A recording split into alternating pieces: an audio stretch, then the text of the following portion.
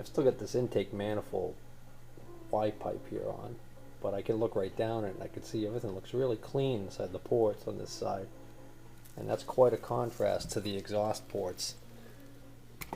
Clearly a lot of the water entered and sat in the exhaust system. So here we have a good look at all the corrosion crap built up. So, I mean, a lot of that's just the normal carbon buildup you get from exhaust, but that white stuff indicates the presence of water. So, there's actually, I just noticed still a exhaust gasket on this one. This one's missing. It probably stuck to the pipe, but you want to make sure you remove those so that that area can get all cleaned up, and then so when the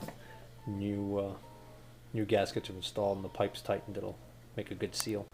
Okay, now removing the valves is a matter of using a tool called the valve spring compressor.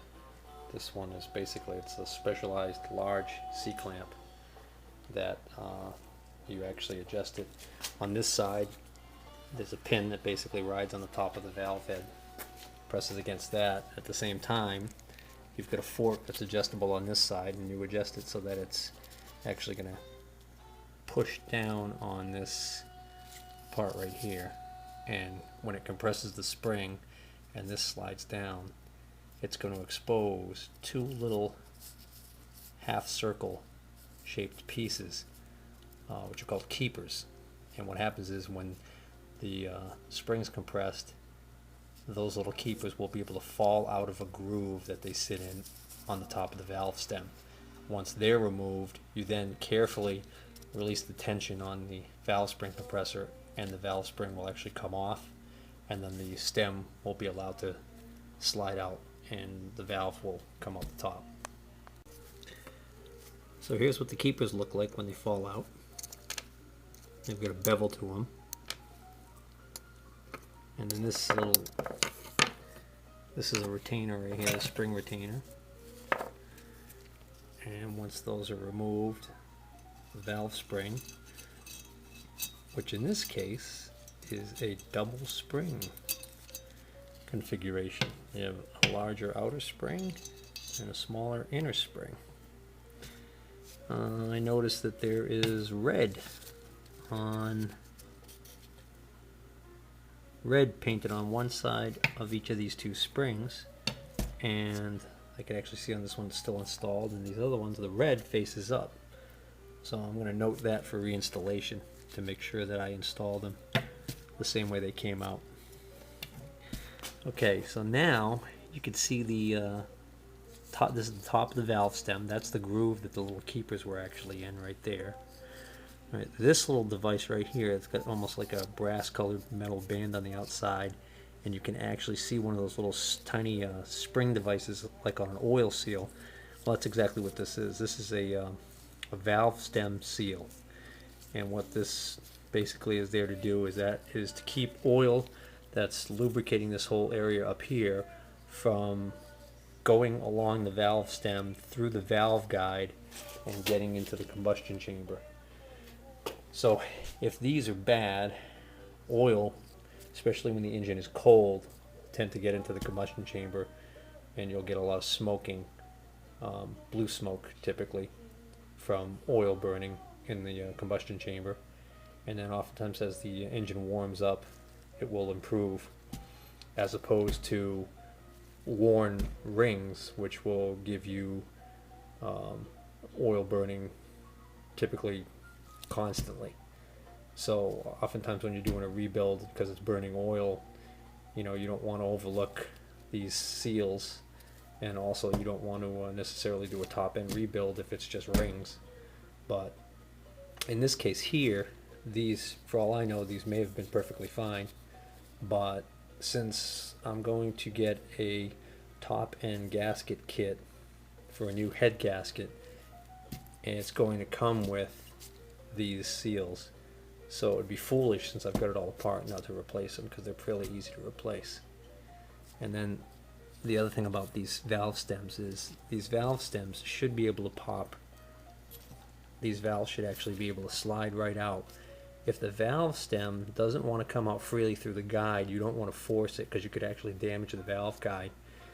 How that can happen is sometimes if there's excessive valve clearance and the engines run like that with excessive valve clearance for a long enough time, it will actually hammer the top of this valve stem and kind of mushroom the end of it and make it a little bit larger than it should be.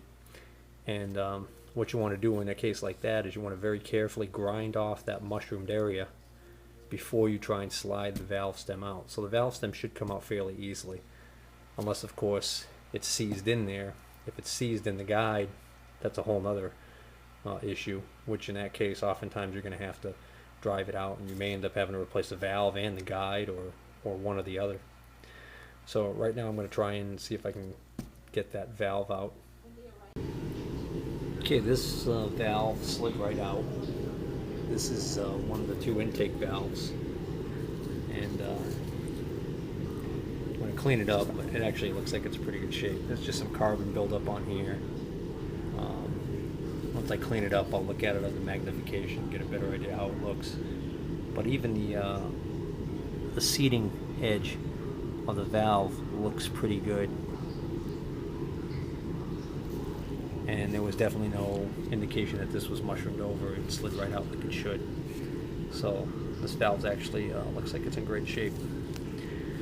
And then this is the little seal I was just talking about. This is actually just a light press fit on top of this bushing right here. Here's that same intake valve cleaned up, and it's perfect. I mean, it looks like a brand new valve. You can clearly see the angles on the 3-angle valve grind that was done at the factory, and there's no sign of pitting.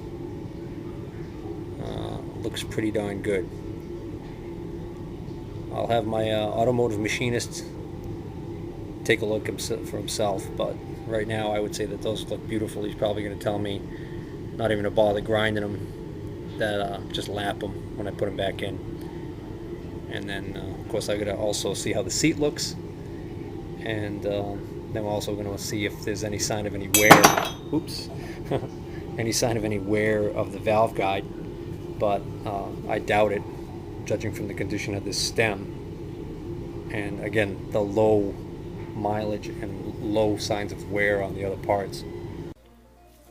Before I remove the other intake valve, I'm going to scratch a small number 1 next to this valve's location, and then I've also marked this valve with a number 1 so that I don't confuse the two intake valves. I want to make sure that they each go back into their corresponding valve guide. Other than some minor surface rust, the exhaust valves also look pretty good. I'll clean this one up right now. Not bad. So I'm going to mark this exhaust valve, so I don't mix it up with the other exhaust valve during reinstallation.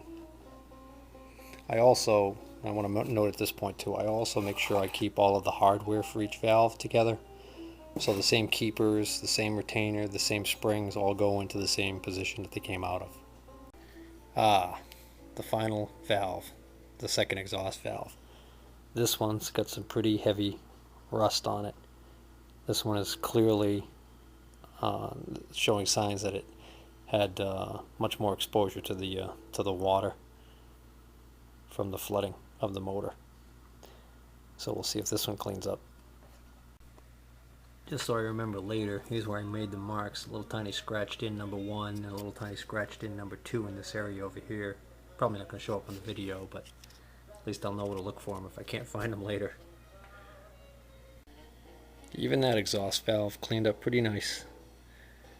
So I don't think I'm going to be replacing the valves.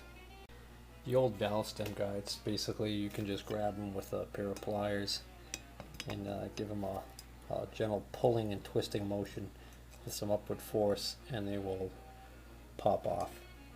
Now just using a very small screwdriver, I'm able to get at the edge here and pry up the bottom or top, depending on which way you're looking at it, part of the valve spring retainer, or not retainer really, but clip or bushing or washer.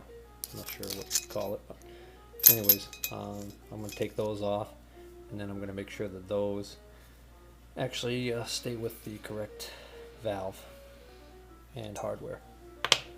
And then this is actually the valve guide. So this valve guide right here is pressed into the head. So if you were to find that you had excessive wear on your valve guides, this is the actual part you're replacing. This is pressed into the head. So you would actually replace this assembly.